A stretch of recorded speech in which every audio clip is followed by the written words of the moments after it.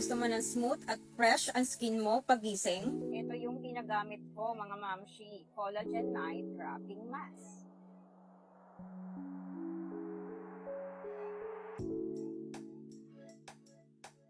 Tipid pa to gamitin.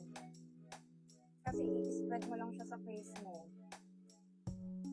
Ito lang yung nilagyan ko, yung kabila wala, para makita niyo yung difference.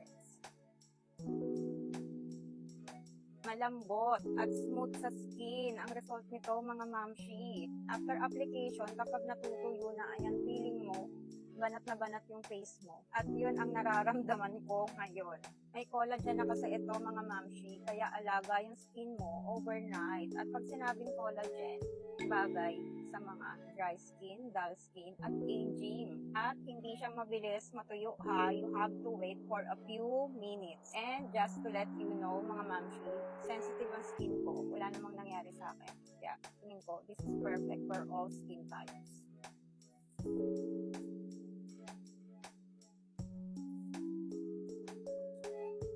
Dahan-dahanin nyo lang kasi medyo masakit siya ng konti.